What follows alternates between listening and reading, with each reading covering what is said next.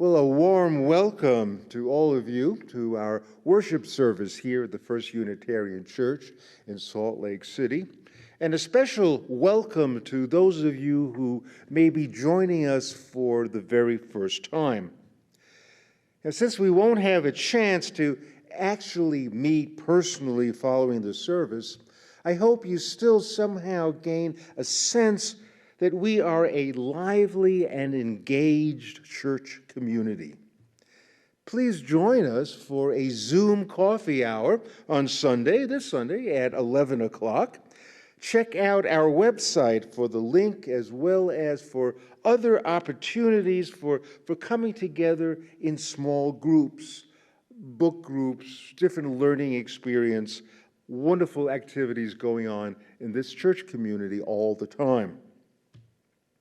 In 2 weeks, June 28th, we begin our Summer Forum series, which will be conducted live on Zoom.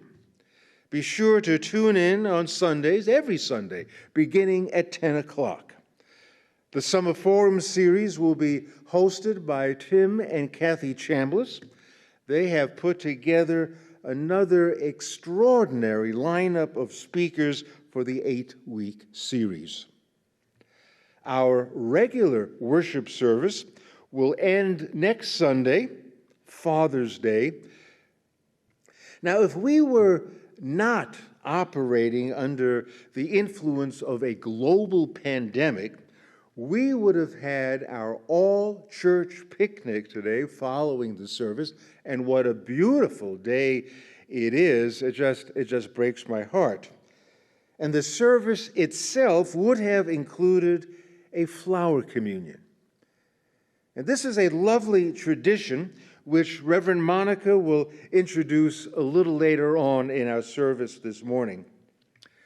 Our worship team decided to keep the concept alive of flowers and gardening and planting seeds and reaping what we have sown. So, in fact, the service today is entitled, "The Seeds We Have Sown." As you may well imagine, this lends itself well as a metaphor beyond just gardening. The past few weeks have been especially revealing as to the consequences of having sown seeds of racism for centuries. There's a specific cause and effect in whatever we plant. Essentially, we own whatever we have planted. And so we now find ourselves responsible for the fruits of anger and turmoil and unrest that demand a whole new approach to cultivating the garden of our society. Now is the time to plant new seeds of justice and reform, to sow the seeds of love and human understanding. The time has come to uproot the oppression that permeates the lives of people of color. Time to uproot the disparities in health and wealth, and finally plant seeds that will strengthen the tenuous threads that connect us as one human community, regardless of race. David's prelude, I wonder if you noticed this, but his prelude this morning addressed a tone of edginess. That's where we presently are. We know that change is imminent, but we don't quite know what it will look like. Nobody is ever entirely sure what their seeds will eventually bear. But we do know we have to plant the seeds right now that will end a culture of police violence, plant the seeds right now that will end systemic racism, plant the seeds right now that will enlighten all of us as to the unintended sins of our white privilege.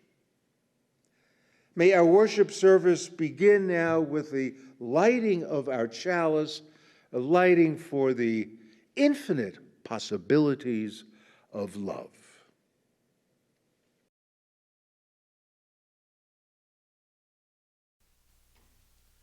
Symbol of light, symbol of knowledge, symbol of warmth, symbol of freedom. We light this chalice as a symbol of our faith. Here we gather to celebrate hope and the infinite possibilities of love.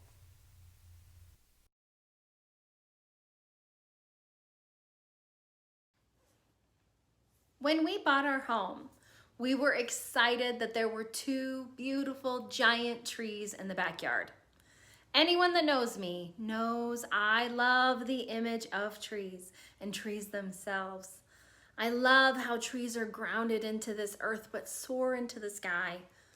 I love this image. And when we moved in, I loved these trees. Well, the seasons changed and the trees dropped their tiny, tiny leaves everywhere. While I missed the maple tree in our old home, these new trees were so beautiful and tall. I was excited to have them in this space for our family. They gave us so much shade. The next spring came around and so did the tiny green leaves poking through the branches. But now we realized how this tree pollinates. It has clumps of pollen that drop everywhere. We learned that this is a honey locust tree. Anyone that's ever had or seen a honey locust tree will understand what I am talking about. These giant clumps of pollen go and spread everywhere. They're difficult to clean up and they stain your outdoor furniture. To top it all off, they make every member of my family incredibly ill. For 2 to 3 weeks out of the year, it makes our backyard impossible to be in because the pollen causes such havoc. These giant, massive, 80-foot trees were now not so much a blessing, but a curse. We didn't plant these trees. We didn't put them in the ground, and these were not the seeds that we took care of. And yet, here we are, with them causing harm. So the question that still rages our family is what to do with these trees. The seeds were sown so long ago. Is it practical for us to take them down? But what about all the other times of the year when they give us shade and comfort? It would cost an extraordinary amount of money for us to remove them. And what could we possibly replace them with? If we do replace them, it'll also take an incredibly long time for them to fill in the space. It might not even be in our lifetime. What to do? Now, these are just trees. While they do cause harm to my family, it is not the seeds that we are talking about today. But I feel like this analogy is somewhat parallel. The seeds of racism and hate that have been sown into our country so very long ago have bloomed over and over and over again. And it seems as though finally our country is wanting to take it down, wanting to take down the Confederate memorials, wanting to take down the system of police force that might be better served by community agencies, to take down our voter suppression laws built upon excluding people rather than including them into the system. You will hear people, however, say that they didn't do this, that they didn't put up the statues, they didn't make the laws. But by not taking the statues down and not fixing the broken system, we are watering the seeds that others have sown in this country. And it is time for us to cut them down once and for all. May it be so.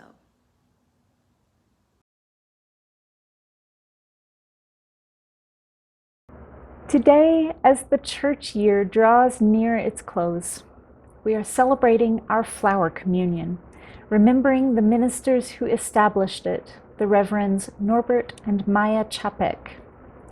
The Čapeks founded the Unitarian Church in what was then Czechoslovakia in 1921. The church attracted many people who had been put off by the Catholic Church, and soon the ranks of its membership swelled into the thousands. However, sensing that his very secular-minded congregation was missing a sense of spirituality, Norbert invented the flower communion, to be held in June near the end of the church year. The ceremony invited each member to bring a flower to church, deposit it in a common vase near the front of the chapel, and then at the end of the service to choose a different flower from the one they'd brought and take it home with them.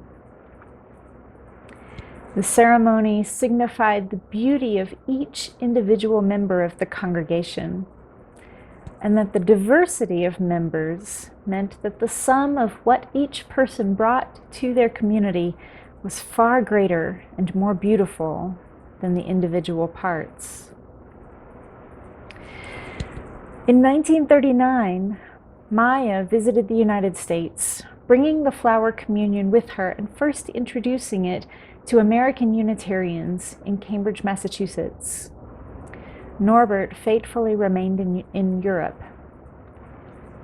When World War II began, Maya was unable to return to Europe to join Norbert.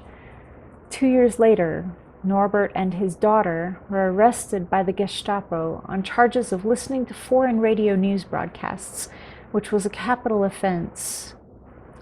Norbert died in the concentration camp at Dachau in 1942. Each time I participate in a flower communion, I remember the story of Norbert and Maya, two ministers who preserved the ceremony of beauty that came to mean even more against the backdrop of fascist violence. It is a difficult juxtaposition to hold in our minds. What place has beauty, we ask, in a world so marred by the ugliness of racism, violence, and suffering? Author Trebe Johnson asks this question in her book, Radical Joy in Hard Times, about finding meaning and making beauty in a world devastated by ecological destruction and climate change. She recalls a trip to a clear-cut forest on Vancouver Island, when a woman in our party remarked hesitantly that she couldn't help seeing beauty in the broken forest. A wildflower preened amidst all the debris in a slash of clear ground.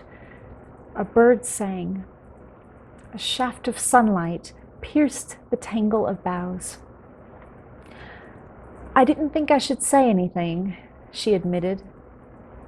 "I wasn't sure if it was appropriate to see beauty under these conditions." We may look around us now at a nation gripped by a frightening disease that no one really seems to understand, at a country finally, after 400 years, coming to understand the enormity of the legacy of slavery and racial terror. A nation in which the choking vines of fascism seem to creep ever closer. We may pass by a place enshrined in terrible memory and see for ourselves the unmistakable evidence of evil and the beauty that attends it. And we may look outside our window at warm summer sunshine and bright blooming flowers and wonder whether we dare let ourselves enjoy even these simple beauties, so heavy are the threatening clouds nearby. Johnson wonders, is beauty a state so privileged it's only allowed to show up under certain approved conditions? If I do acknowledge it, am I now guilty of accepting circumstances that, pre-beauty, were thoroughly unacceptable? Am I colluding with a view that what happened here is not so bad after all? My friends, the answer is no. Beauty opens the door to grief, our deep sense of sadness at a world that is broken. And beauty gives us the strength for the work of repairing it. Beauty we see around us reflects and echoes the beauty within us, the beauty that arises from being human and from being human together, from living life the best we can, day to day. The beauty of our differences when we lean into them and do not try to erase them. The beauty that arises from the vulnerability of sharing our honest truth in community and from holding one another's stories like precious gems. Johnson says, "They seem at first an odd pair, beauty and grief. Through the jagged cut of grief flows, when I least expect it, the balm of beauty. Seeing and eventually making beauty in sorrow, in damage, in chaos, does not deny the dark reality. Indeed, it may exacerbate it. But it also opens me to compassion, connectedness, courage, and even joy." As you watch our Flower Communion slideshow, poor substitution for a real exchange of flowers, though it is, I invite you to look into the faces of those who have chosen to live in covenant with you. Those you know, those you don't know, and remember too, those who are not pictured, many, many more, young and old, near and far, who make up our community of memory and hope at First Unitarian Church. Remember our ancestors, those who have gone before us in faith. And remember those who will come after us, carrying on our living tradition even when we are gone. We need one another, now more than ever. We need each other's strength in order to keep working for justice until that day when every one of us can get free.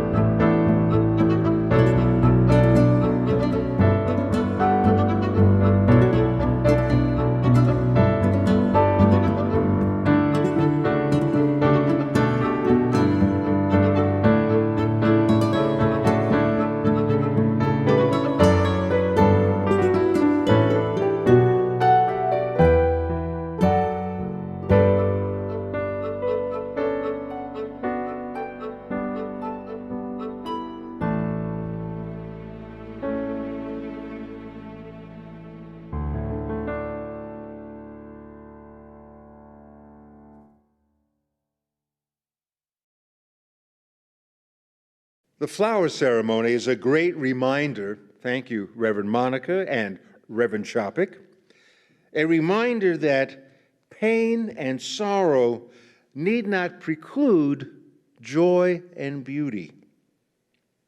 When we're hurting, don't we yearn for some semblance of joy, some witness to beauty that awakens inside of us the spirit of hope?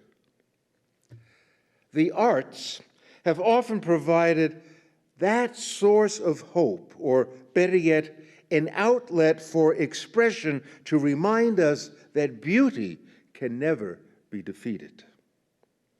In fact, protest art is a genre in and of itself that confronts the pain so readily accepted by the status quo. Protest art rails against a prevailing ideology with new insights, new expressions of grace, beauty, and joy. And these expressions can potentially lift society to a whole new level of acceptance, an invitation, well, to look at the world differently. Last week, in a protest in Harlem, hundreds of black artists marched across town on 125th Street for an event called Dance for George.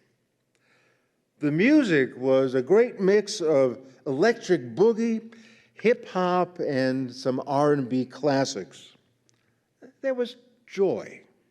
Joy was unpacked in the Harlem streets, and then total quiet as they all took a knee for 9 minutes in memory of the pain, in honor of George Floyd, and as a demonstration against racism and police brutality. Another dancer, Jamar Roberts, resident choreographer of the Alvin Ailey Dance Theater, quite recently created an artful interpretation of suffering. Now, on one level, the dance is about, well, it's kind of being about hemmed in, the feeling hemmed in as we all experience during the coronavirus and continue to experience. What Jamar Roberts did was video himself sheltering in place for a long time at a friend's house. His dance is called Cooped. And I don't think I have to go into detail how Cooped applied to all of us as we were quarantined.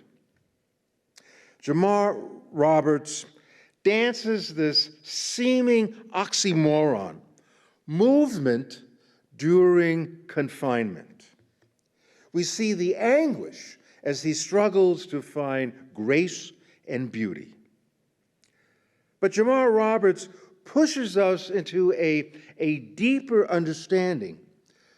He conveyed in a follow-up conversation how quarantines are not foreign to communities of color. He described segregation and redlining as examples. He remembered his grandfather experiencing discrimination in the healthcare system, isolated because of race, subsequently receiving less care for his cancer. As Jamar Roberts looks within the pain of black lives, he's very concerned with beauty. I always try to make a point, he says, that there's something beautiful that sits side by side with pain. So I want to run his video. It just goes for 5 minutes. The video called Cooped. And I want you to experience in these 5 minutes another form of expression that aims to recognize suffering, yet also gives us the capacity to lift us from the ashes of ruin. His dance begins, interestingly enough, with Roberts upside down in a dark, tight, basement space, his body moves and bends throughout the piece, sometimes bending in ways that are beautiful, sometimes bending in ways that are most uncomfortable. Cooped, Jamar Roberts.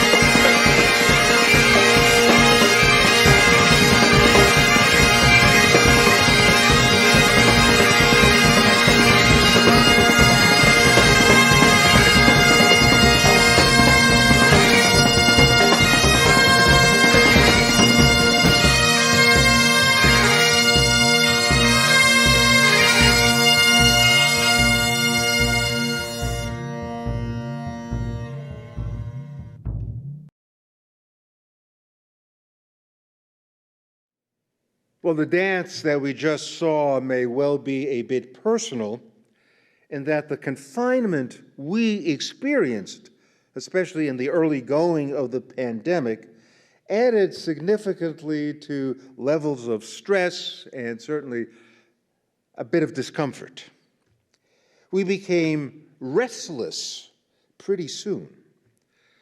But frankly, the dance gets even more personal when we realize, perhaps shamefully, that mobility, the freedom of movement which we take for granted, has always been yoked to white privilege. The entire experience of containment, trying to live with limited freedom and so little mobility, the constant fear of police reinforcing the containment, is a reality that Black parents try to convey to their children as to what it means being Black in America. The white population, regardless of how progressive we think we may be, are finally exposed to a visceral interpretation of what quarantine really means to a person of color. It's part of a much larger picture that's beginning to become clear to those whose privilege kept them from understanding, grasping the full nature of oppression. The groundswell for change these days comes as a result of the Black experience being unearthed. The seeds planted a long time ago have been unearthed, just enough for all of us to see and feel the impact of violence at the hands of the police, the violence while jogging through a white neighborhood. And the pandemic has unearthed, exposed the disparities in healthcare and income inequality, and also the so-called justice system permeating the Jim Crow laws of yesteryear. No longer containment by segregation, now it's containment through incarceration. Black schools, Black neighborhoods, Black poverty, Cooped. It's stunning how the arts and protests have come together to ignite a revolution. The anger and the legitimacy inherent in the cries for change extend far beyond the student movement of the 1960s. Ta-Nehisi Coates said, this is different. Spike Lee said the same words. He said, this is different. We feel it. The 75-year-old white man knocked down by the police in Buffalo, New York, also feels it's different. Our Salt Lake City chief of police taking a knee at a downtown demonstration feels this is different. Even the once unshakable Republican Senate feels it as they hurry now to form a new strategy. Why? Because law and order is no longer at the center of our democracy. The hypocrisy and injustice have been unearthed. The time has come to replant, to resow, to reseed our nation's soil.